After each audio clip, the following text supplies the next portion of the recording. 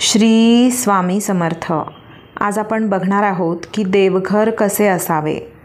Number 1, देवघर लाकडाचे किंवा संगमरवरी दगडाचे असावे किंवा लाकडाच्या वरती पत्र्याची नक्षी केलेला असला तरी चालेल।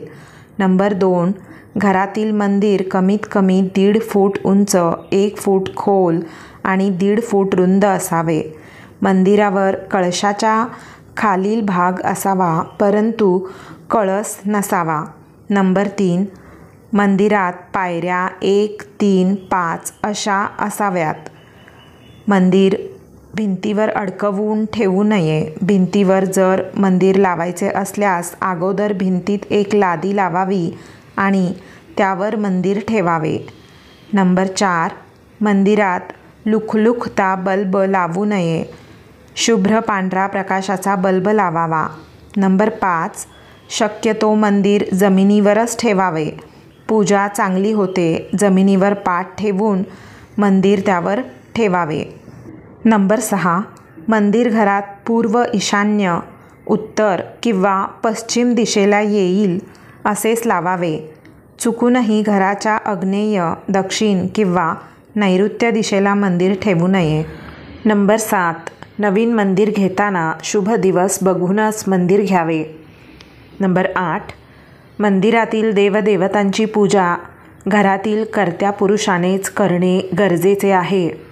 नंबर 9, पूजा करताना आपलं तोंड पूर्व, उत्तर किंवा पश्चिम दिशेला आलं पाहिजे। चुकूनही दक्षिण दिशेला येता कामा नये। नंबर 10, मंदिरात आपल्या डाव्या हाताला दिवा लावावा। दिव्यात 2 वातीची 1 वात आणि तिळाचे तेल किंवा तूप वापरावे। नंबर 11, घरात पूजा झाल्यानंतर एकूण 4 अगरबत्ती लावाव्यात। 2 मंदिरात आपल्या उजव्या हाताला, 1 तुळशीत आणि 1 मुख्य प्रवेशद्वाराच्या बाहेर। नंबर 12, मंदिराला दररोज एक चांगला हार लावावा।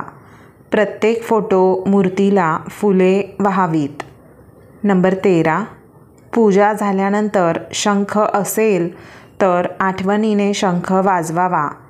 नंबर 14, मंदिरात किंवा घरात भगवान शंकराचा फोटो असू नये। तर मित्रांनो, आजची माहिती तुम्हाला कशी वाटली हे नक्की कमेंट करून सांगा आणि अशाच नवनवीन व्हिडिओसाठी चॅनेलला सबस्क्राईब करायला विसरू नका। धन्यवाद।